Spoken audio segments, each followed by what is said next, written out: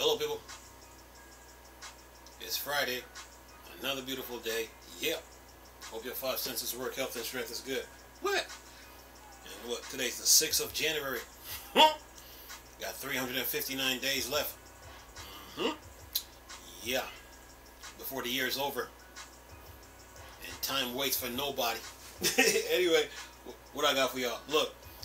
Got talking about this Activision Blizzard deal again. Says how the CMA decision delay could affect Activision merger. Here's the deal. The delay to the deal, the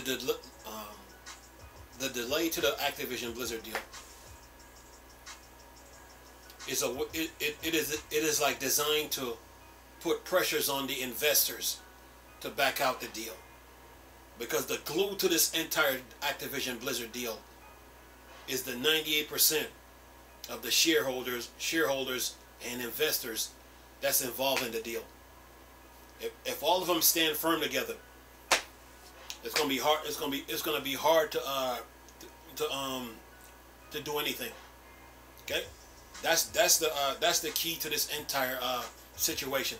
It's the investors. The investors is the key to this entire Activision Blizzard deal.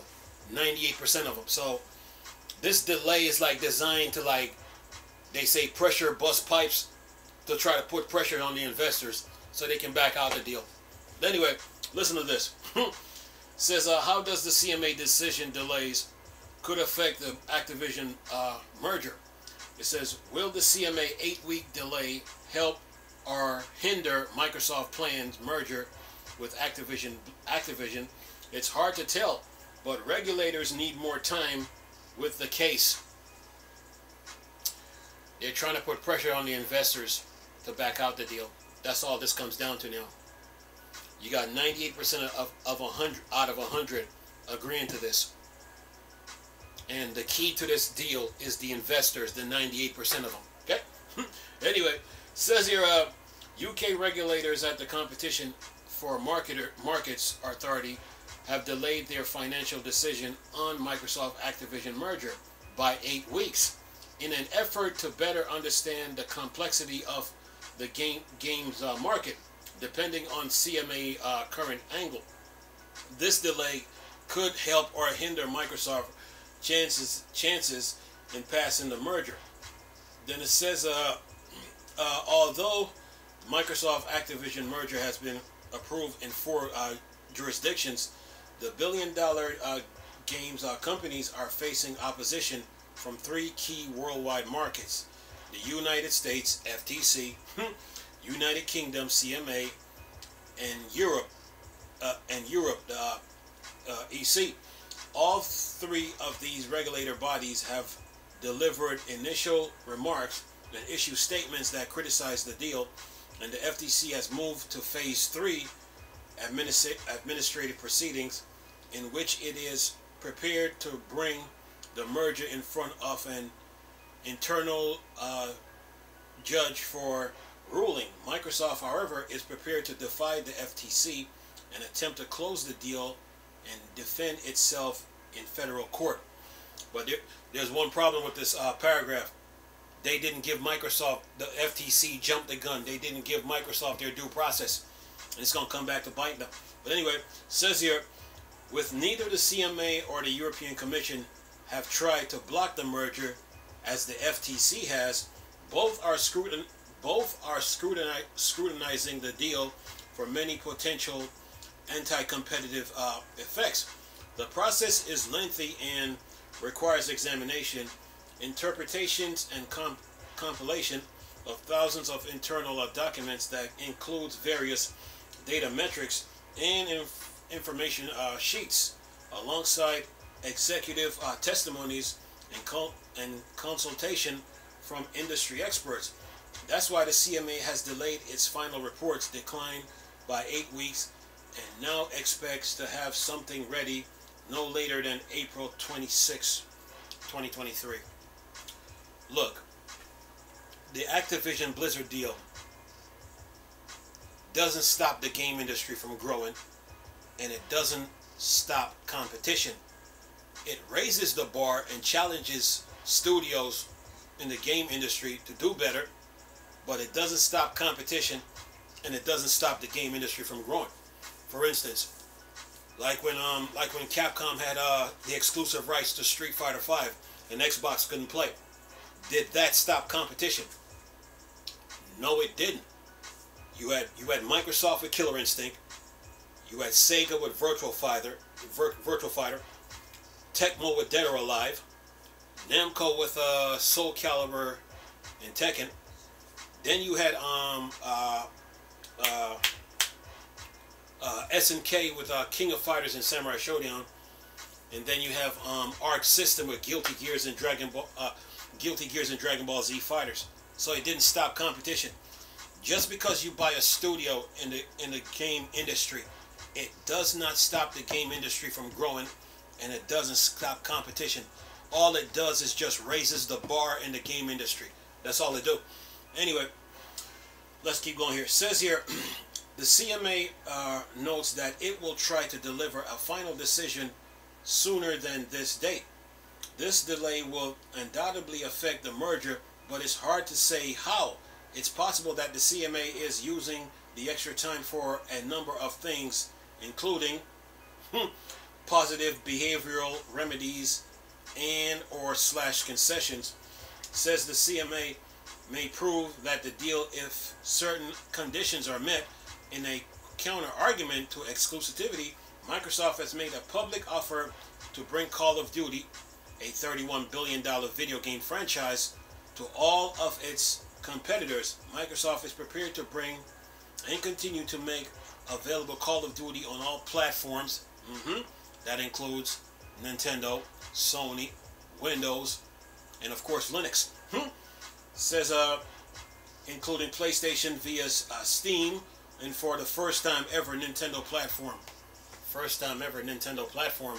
That statement is wrong. They must have never heard of Call of Duty, World at War, Modern Warfare 4 Reflex, Modern Warfare 3, and Black Ops. And let's not forget Black Ops 2 and Ghost. And everything that I said about the Wii U situation now comes into play. But anyway, let me keep going here. It says here, this is good posturing for Microsoft and could sway regulators. The CMA requires more concession so as not offering Call of Duty on Xbox Game Pass in the UK. Microsoft is likely to agree to certain settlement requirements. And then it says here, once Microsoft and the CMA makes an agreement, other regulators are expected to fall in line. Microsoft legal counsel says that they are waiting on decision in the UK and the EU before offering concession, settlements, agreements, and behavioral remedies to the FTC. And then it says here, another subtopic, negative, CMA could use extra time to build a more compelling case against the merger. But there's one problem with that. The shareholders are the key in all this. Anyway, says here, regulators are using the extra 8 weeks to collect a mountain of evidence to support their findings. In its issue settlements filed in October 2022, the CMA outlined a number of concerns regarding the merger. The chief concern was regarding Call of Duty becoming exclusive to Xbox platforms and bearing that the franchise have exclusive content and or / experience only made available to Xbox and PC. Well, I got an argument for that. Like I told you guys weeks ago, if you played Call of Duty Warzone on the PlayStation 4 and Xbox One, I said to you, on PlayStation you do less work and get rewarded more, but on Xbox you do hard work and get rewarded less. Anyway, says here, Microsoft has since addressed these comments by promising not to do this for at least 10 years. Other major concerns were focused on what referred to as multi-game subscription segments of the video game industry, which includes subscription services like Game Pass, PlayStation Plus, and Nintendo Switch Online. The CMA is worried that adding Activision Blizzard games, especially Call of Duty, would give Microsoft an unfair advantage over its competitors in regards to its Xbox Game Pass subscription service. Look. When it comes to subscription service, like I said yesterday, Nintendo is responsible to make sure that their online service grow. PlayStation is responsible to make sure that, Sony is responsible to make sure PlayStation Plus grows. And Xbox is responsible to make sure that, Microsoft is responsible to make sure Game Pass grows. Now, when it comes to this whole Activision Blizzard deal, it does not stop competition. Why? Because you got Crysis, you got Crytek with Crysis, you got Gearbox with Brothers in Arms, and they need to step their game up. You got EA with Battlefield and Anthem. You got Bungie with Destiny, and you got Capcom with Lost Planet. So competition doesn't stop just because Microsoft buys Activision Blizzard. Anyway, it says here, Microsoft has also addressed this by promising to bring Call of Duty to PlayStation Plus for at least 10 years as a part of its multiple-year license offering to Sony. Then there's the cloud gaming segment, and it can be ignored that Microsoft is making waves in this part of the industry, while Sony was technically first to the big three cloud game streaming market with its PlayStation Now service. The wide breadth of cloud stream games available on Xbox Game Pass is largely seen as more favorable than Sony offering. It's also worth noting that Game Pass streams to mobile devices too. Sony PS Plus, formerly known as PlayStation Now, only streams to console and PC. That means, again, it goes back to what I just said about Sony. It's their responsibility to make sure PlayStation Plus grow. That means they need to have PlayStation Plus stream to cell phones, your consoles, and your PC. That's their responsibility. Anyway, says here, it's hard to say which way the CMA will go, but it is possible they are collecting evidence to better thwart Microsoft's attempt in capturing the industry's largest third-party video game publisher. And then it says, current approvals, the Microsoft merger has been approved by 4 worldwide regulators: the FNE Chile, CADE Brazil, GAC Saudi Arabia, and CPC Serbia. And that's the end of the article. Look, what I've been saying to you was true. Nintendo is responsible to make sure Nintendo Online grows. Okay, Sony is responsible for PlayStation Plus and online service to make sure it grows. Microsoft is responsible for Game Pass to make sure it grows. Okay, so and just because you buy a studio in the video game industry, it does not stop competition. Okay, it doesn't stop competition. It raises the bar with competition, and it challenges studios to grow, but it doesn't stop competition. And no, the game industry doesn't stop just because you buy a studio. Come on, man. That stuff don't make no sense. The video game industry is like the ocean wave. It keeps moving. It keeps growing. Okay? Keep expanding. Right? That's why we have all these video game shows that happen within the year. And those shows are all about what? Yes, it's about showing off games, but it's also about networking so people can come together and make games. The game industry does not stop just because Microsoft buys Activision Blizzard. And then people need to ask Sony, what really happened to SOCOM, Resistance, and Killzone, your own shooters? What happened to them? That's what people really need to ask. How comes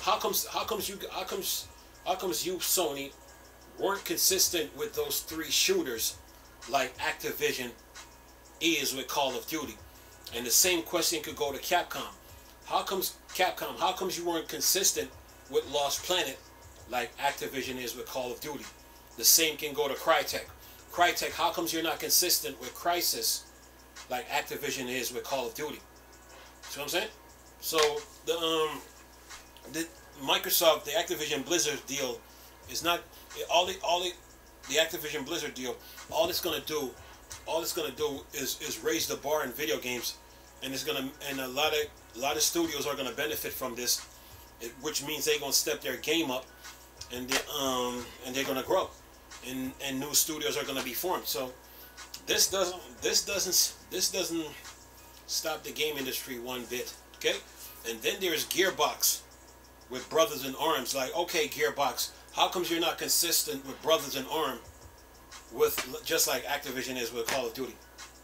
Just saying, So yeah, this to me right now, these delays right now, to me, what I've seen, it's like it's designed to like put pressure on the investors, because the investors are the real glue to this. If they never agreed to the Activision Blizzard deal, then Microsoft could have never purchased Activision Blizzard. But once 98% out of 100 agreed, yeah, it's gonna be hard to break that bond, man. 98% out of 100. So yeah. But other than that, man, the game industry is gonna continue to grow, dude. Continue to grow and continue to expand. Okay, so to me, this is just this is Sony. This is Sony doing a lot of crying, and maybe some things that they did in the past to some of their studios has came back to haunt them, So that's why I raised that question. What happened to your shooters, Killzone, Resistance, and SOCOM? What happened to those? What happened to those games? How comes they weren't consistent? What problems did they face for those games, for those game projects to get stopped or canceled? So this Activision Blizzard deal, it exposes everybody. It exposes everybody, and no one can hide. And then this goes back to Nintendo now, like I was saying yesterday, with the Wii U now, all those Call of Duties that's on the Wii, since the Wii U is backwards compatible with Wii, those Call of Duties on the Wii now, they need all the updates and the functionality just like Call of Duty Ghosts and Black Ops 2. Yeah, so that's World at War, Modern Warfare 4, Modern Warfare 3, Black Ops. Okay, yeah, and they need to have the GameCube controller function and the Wii Pro controller function. But this Activision Blizzard deal, it's not stopping anything. To tell you the truth, it's really not, because the game industry is going to continue to grow. Okay, this like they say on Call of Duty Black Ops 4, first come, first serve, and Microsoft beat Sony to the punch with this Activision Blizzard deal. That's what they did, and this Activision Blizzard deal was a response, in my opinion, was a response to Sony hitting Xbox with all those, hitting Microsoft with all those time exclusives. So when you really look at it, this deal it's not gonna stop the industry from growing. It's gonna raise the bar and challenges studios to stay competitive and consistent. But it's not gonna stop the game industry. The game industry will continue to grow and thrive, and new studios will continue to form as time goes on. But stopping the game industry just because you bought Activision Blizzard, nah. Okay, nah. Okay, I mean, Microsoft, what? They got ZeniMax Bethesda with Elder Scrolls, right? Look at From Software with Elden Rings. Elden Rings is a response to Skyrim, so the game industry don't stop, man. So this deal right now, this deal is about to come to a close, and the game industry will continue to progress, So, and then on top of that, Microsoft even said they're bringing Call of Duty to every platform. So, come on, man. They need to just let this deal just go through and just take its course. But one thing this deal does, though, is challenge the game studios and raises the bar within the video game industry. Anyway, I'm gonna leave this video for y'all to enjoy. Nice talking to you people again. Chris, still a Star Wars and Star Trek fan for Dark Side.